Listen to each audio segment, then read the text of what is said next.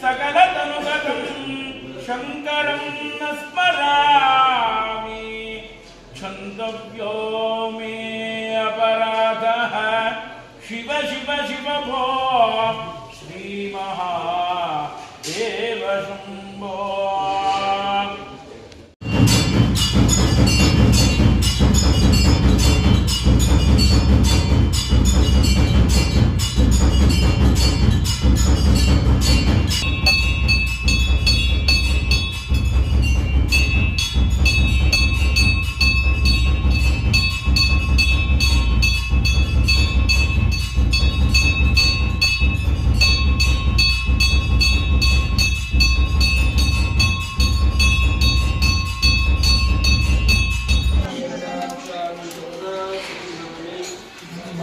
कुंभिते सूक्ष्म मार्गे शांते स्वाक्ये लिंग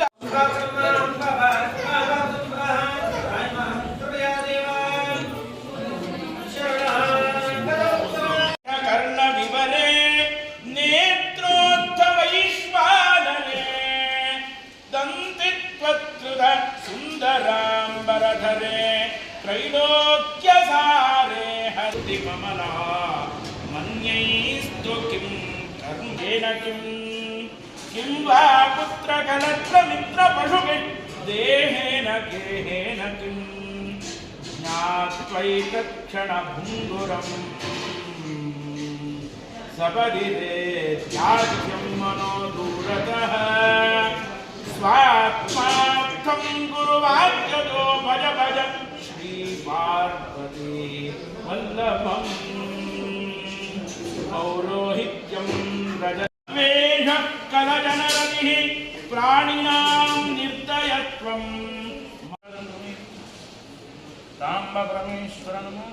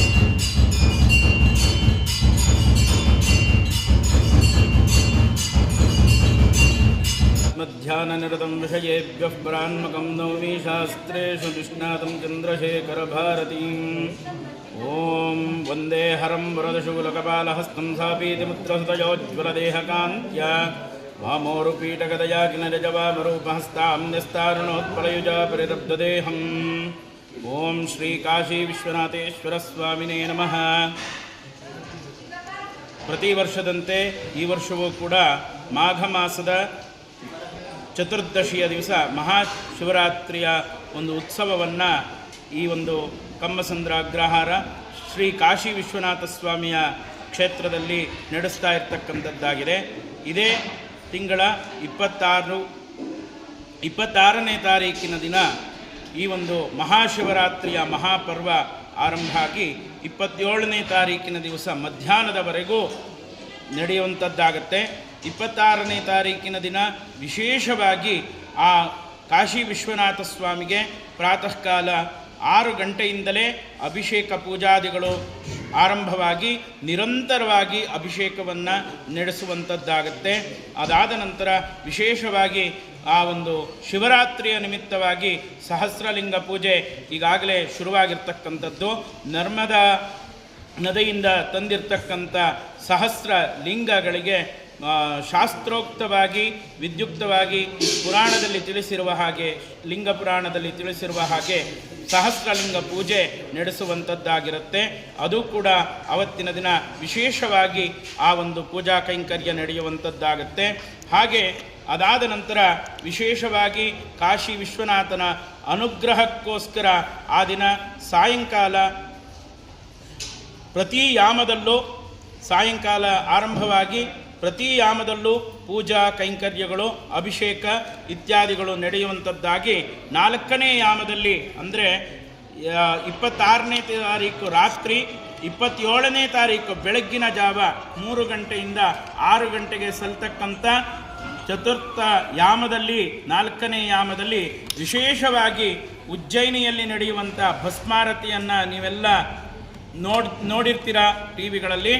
ಅದೇ ರೀತಿ ಈ ನಮ್ಮ ಕ್ಷೇತ್ರದಲ್ಲಿ ವಿಶೇಷವಾಗಿ ಆ ಒಂದು ಭಸ್ಮಾರತಿಯನ್ನು ಮಾಡುವಂಥದ್ದಾಗಿರುತ್ತೆ. ಹಾಗೆ ಈ ಒಂದು ದೇವಾಲಯದ ಆವರಣದಲ್ಲಿ ಆ ಒಂದು ಪರಶಿವನ ಕಲ್ಯಾಣೋತ್ಸವವು ಕೂಡ 27ನೇ ತಾರೀಕು ಗುರುವಾರ ನಡೆಯುವಂಥದ್ದಾಗಿರುತ್ತೆ. ಹಾಗೆ ವಿಶೇಷವಾಗಿ 26ನೇ ತಾರೀಕು ಬೆಳಗ್ಗೆ ಕೋಲಾಟ ನಡೆಯುವಂಥದ್ದು, ಸಾಯಂಕಾಲ ನೃತ್ಯ ರೂಪಕ, ಸಂಗೀತ, ಭಕ್ತಿಗೀತೆಗಳ ಸೇವೆ ಇದೆಲ್ಲವೂ ಕೂಡ ನಡೆಸುವಂಥದ್ದಾಗಿರುತ್ತೆ. ಹೇಗೆ ಶಿವಪುರಾಣದಲ್ಲಿ ಮತ್ತು ಲಿಂಗ ಪುರಾಣದಲ್ಲಾಗಲಿ ಅಥವಾ ವಿಶೇಷವಾಗಿರ್ತಕ್ಕಂಥ ಎಲ್ಲ ಪುರಾಣಗಳಲ್ಲಿ ಹೇಳಿರ್ತಕ್ಕಂಥ ಋಷಿಮುನಿಗಳು ಹೇಳಿರ್ತಕ್ಕಂಥ ಈ ಮಾಘ ಮಾಸದ ಮಹಾಚತುರ್ದಶಿಯಂದು ಮಹಾಶಿವರಾತ್ರಿಯ ಒಂದು ಪರ್ವಕಾಲ ಇದೆ. ಅದು ಈ ಸಾರಿಯಂತೂ ತುಂಬ ವಿಶೇಷವಾಗಿರ್ತಕ್ಕಂಥದ್ದಾಗಿರುತ್ತದೆ. ಯಾಕೆ ಅಂತಂದರೆ ತುಂಬ ಗ್ರಹಸ್ಥಿತಿಗಳು ಕೂಡ ಒಂದಾದ ನಂತರ ಒಂದರಂತೆ ಪರ್ವಕಾಲದ ನೇರ ಒಂದು ಅಸ್ಟ್ರಾನಮಿ ಪ್ರಕಾರ ಹೇಳುವಂಥದ್ದಾಗತ್ತೆ. ನೇರ ಸ್ಥಿತಿಯಲ್ಲಿ ಇರುವಂಥದ್ದ ಒಂದು ಸ್ಥಿತಿ ಇರುತ್ತೆ ಅಂತ ಹೇಳ್ತಾನೆ. ಅಂಥ ಒಂದು ಪರ್ವಕಾಲದಲ್ಲಿ ಒಂದೊಂದು ಜಪಕ್ಕೂ ಕೂಡ ಅಥವಾ ಒಂದೊಂದು ಮಾಡಿರ್ತಕ್ಕಂಥ ಒಂದೊಂದು ಸತ್ಕಾರ್ಯಕ್ಕೂ ಕೂಡ ಅನಂತವಾಗಿರ್ತಕ್ಕಂಥ ಫಲ ಉಂಟು ಅಂತಕ್ಕಂಥದ್ದನ್ನು ಶಾಸ್ತ್ರ ಹೇಳುತ್ತೆ. ಅಂತಹ ಒಂದು ಉಚ್ಚ ಮಟ್ಟದ ಒಂದು ಅತಿ ಉತ್ಕೃಷ್ಟವಾಗಿರ್ತಕ್ಕಂಥ ಫಲವನ್ನು ಕೊಡ್ತಕ್ಕಂಥ ಆ ಒಂದು ಈಶ್ವರನ ಶಿವನ ಆರಾಧನೆಯನ್ನು ಈ ಒಂದು ಸ್ಥಳದಲ್ಲಿ ಹಿಂದಿನಿಂದಲೂ ಮಾಡಿಕೊಂಡು ಬಂದು ಈ ವರ್ಷ ಇನ್ನೂ ವಿಶೇಷವಾದ ರೀತಿಯಲ್ಲಿ ಆ ಈಶ್ವರನ ಆರಾಧನೆಯನ್ನು, ಕಾಶಿ ವಿಶ್ವನಾಥನ ಆರಾಧನೆಯನ್ನು ಮಾಡ್ತಾ ಇರ್ತಕ್ಕಂಥದ್ದಾಗಿರುತ್ತೆ. ಈ ಒಂದು ಆ ವಿಶ್ವನಾಥನ ಆರಾಧನೆಯಲ್ಲಿ ಎಲ್ಲರೂ ಕೂಡ ಭಾಗವಹಿಸಿ ತಮ್ಮ ಎಲ್ಲ ಕಷ್ಟ ಕಾರ್ಪಣ್ಯಗಳನ್ನು ದೂರ ಮಾಡಿಕೊಂಡು ಭಕ್ತಿ ಜ್ಞಾನ ವೈರಾಗ್ಯವನ್ನು ಕೊಡುವಂತೆ ಆ ಪರಶಿವನು ಅನುಗ್ರಹ ಮಾಡಲಿ ಅಂತ ಹೇಳಿ ಕೇಳ್ಕೊಳ್ತಾ, ಎಲ್ಲರೂ ಹೆಚ್ಚಿನ ಸಂಖ್ಯೆಯಲ್ಲಿ ಬುಧವಾರ ಮತ್ತು ಗುರುವಾರದ ದಿನ 26ನೇ ತಾರೀಕು ಮತ್ತು 27ನೇ ತಾರೀಕು ಇಲ್ಲಿ ನಡೀತಕ್ಕಂಥ ಎಲ್ಲ ಆ ಶಿವನ ಆರಾಧನೆಯಲ್ಲಿ ಬಂದು ಭಾಗವಹಿಸಿ ಆ ಭಗವತ್ ಕೃಪೆಗೆ ಪಾತ್ರರಾಗಬೇಕು ಅಂತ ಹೇಳಿ ಎಲ್ಲರಲ್ಲೂ ಕೂಡ ಕೇಳ್ಕೊಳ್ತಾ ಇದ್ದೇನೆ. ಅಗ್ರಹಾರ ಆನೆಕಲ್ಲು ಇಲ್ಲಿ ಶಿವರಾತ್ರಿಯ ವಿಶೇಷವನ್ನು ಕೇಳಲಿಕ್ಕಾಗಿ ಎಲ್ಲ ಬಂದಿದ್ದೀರ. ಶಿವರಾತ್ರಿಯ ದಿನ ಬೆಳಗಿನಿಂದ ಪ್ರಾರಂಭವಾಗಿ ಪ್ರಾತಃ ಕಾಲದಲ್ಲೇ ಅಭಿಷೇಕಗಳು ಪ್ರಾರಂಭವಾಗ್ತವೆ. ಹಾಗೆ ಜೊತೆಗೆ ಅದರ ಜೊತೆಯಲ್ಲೇ ಪ್ರಸಾದ ವಿನಿಯೋಗ ನಿರಂತರವಾಗಿ ಶಿವರಾತ್ರಿಯ ಮರುದಿವಸ ಗಿರಿಜಾ ಕಲ್ಯಾಣದ ನಂತರದಲ್ಲಿ ಭೋಜನದೊಂದಿಗೆ ಅದು ಮುಕ್ತಾಯವಾಗುವಂಥದ್ದು. ಮತ್ತು ವಿಶೇಷವಾಗಿ ಹೇಳಬೇಕು ಅಂತಂದರೆ ದೇವಸ್ಥಾನಗಳು ನಮ್ಮ ಪ್ರಾಚೀನ ಸಂಸ್ಕೃತಿಯನ್ನು ಮುಂದುವರಿಸಿಕೊಂಡು ಬಂದಂತಹ ರಾಯಭಾರಿಗಳು ನಮ್ಮಲ್ಲಿ. ಅದು ಭಾರತದ ಉದ್ದಗಲಕ್ಕೂ ಕೂಡ ನಾವೆಲ್ಲ ಸ್ಥಳದಲ್ಲೂ ಕೂಡ ಪ್ರತಿಯೊಂದು ಗ್ರಾಮದಲ್ಲೂ ಅಥವಾ ಪ್ರತಿಯೊಂದು ಸ್ಥಳದಲ್ಲೂ ಇರ್ತಕ್ಕಂಥ ದೇವಸ್ಥಾನಗಳು ಆಯಾ ಒಂದು ಧಾರ್ಮಿಕ ಪರಂಪರೆಯನ್ನು ಮುಂದುವರಿಸಿಕೊಂಡು ಬಂದಿರುವಂಥದ್ದು. ಅದೇ ರೀತಿಯಾಗಿ ಈಗ ನೀವು ನೋಡ್ತಿರುವಂತಹ ಈ ಕ್ಷೇತ್ರವು ಕೂಡ ಅದಕ್ಕೆ ಸೇರ್ಪಡೆಯಾಗಿ ವಿಶೇಷವಾಗಿ ಹೆಚ್ಚಿನ ದಿನಗಳೇನೂ ಆಗಿಲ್ಲ. ಒಂದು 6-7 ವರ್ಷಗಳಲ್ಲಿ ಇದು ಹಾಳು ಬಿದ್ದಂತಹ ಸ್ಥಳವನ್ನು ಮತ್ತೆ ಗ್ರಾಮಸ್ಥರೆಲ್ಲರೂ ಸೇರಿಕೊಂಡು ಅದನ್ನು ಪುನರುದ್ಧಾರ ಮಾಡಬೇಕು ಅಂತ ಹೇಳ್ತಕ್ಕಂಥ ಇಚ್ಛೆ ಉಳ್ಳವರಾಗಿ ಮುರಳೀಧರ ಭಟ್ರವರ ನೇತೃತ್ವದಲ್ಲಿ ಹಾಗೂ ಶ್ರೀಯುತ ನಾಗೇಶ್ ಅಡಿಗರವರ ನೇತೃತ್ವದಲ್ಲಿ ಇದು ನಡೀತಾ ಬರುವಂಥದ್ದು. ಯಾವುದೇ ಒಂದು ನಾವು ಸಸಿಯನ್ನು ನೆಟ್ಟು ಅದು ಮರವಾಗುವ ತನಕ ಅದನ್ನು ರಕ್ಷಣೆಯನ್ನು ಮಾಡಬೇಕು. ಮಧ್ಯದಲ್ಲಿ ನಾವು ಸಸಿಯನ್ನು ನೆಟ್ಟು ಬಿಟ್ಟಿದ್ದೇವೆ, ಅದು ಬೆಳೀಲಿಕ್ಕೆ ತನ್ನಿಂತಾನೇ ಬೆಳೀತದೆ ಅಂಥೇಳಿ ನಾವು ಬಿಟ್ಟರೆ ಅದಕ್ಕೆ ಬೇರೆ ಬೇರೆಯಾದಂಥ ಹಾನಿಗಳಾಗುವಂಥ ಸಂಭವ ಇರುತ್ತೆ. ಅದು ಕುಂಡು ದನಗಳು ಬಂದು ಅದನ್ನು ತಿನ್ನಬಹುದು ಅಥವಾ ಯಾರಾದರೂ ಅದನ್ನು ಕಿಡಿಗೇಡಿಗಳು ಕಡಿದು ಹಾಕ್ಬೋದು. ಹಾಗೆ ದೇವಸ್ಥಾನಗಳು ಹಾಗೆ ಈ ಗ್ರಾಮಸ್ಥರು ಅದಕ್ಕೆ ಅವಕಾಶವನ್ನು ಮಾಡಿಕೊಡದೆ ನಿರಂತರವಾಗಿ ಅರ್ಚಕರಿಗೆ ಸಹಕಾರವನ್ನು ಕೊಟ್ಟು ಅದು ಬೆಳೀಲಿಕ್ಕೆ ಪ್ರೋತ್ಸಾಹವನ್ನು ಕೊಡ್ತಾ ಇದ್ದಾರೆ. ಆ ಗ್ರಾಮಸ್ಥರ ಎಲ್ಲರ ಸಹಕಾರದೊಂದಿಗೆ ಏನೇನು ಕಾರ್ಯಕ್ರಮಗಳು ನಡೀತಾ ಇದೆ ಅದೆಲ್ಲ ಕೂಡ ನಡೀಲಿಕ್ಕೆ ಈ ಗ್ರಾಮಸ್ಥರ ಸಹಕಾರ ಅತ್ಯಂತ ಅಪೇಕ್ಷಣೀಯ ಮತ್ತು ಅತ್ಯಂತ ಉದಾರವಾದಂಥ ಮನಸ್ಸಿನಿಂದ ಅವರದ್ದು ಸಹಕಾರವನ್ನು ಕೊಡ್ತಾ ಇದ್ದಾರೆ. ಅದರಿಂದಾಗಿ ಈ ಕ್ಷೇತ್ರ ಬೆಳೀತಿರುವಂಥದ್ದು.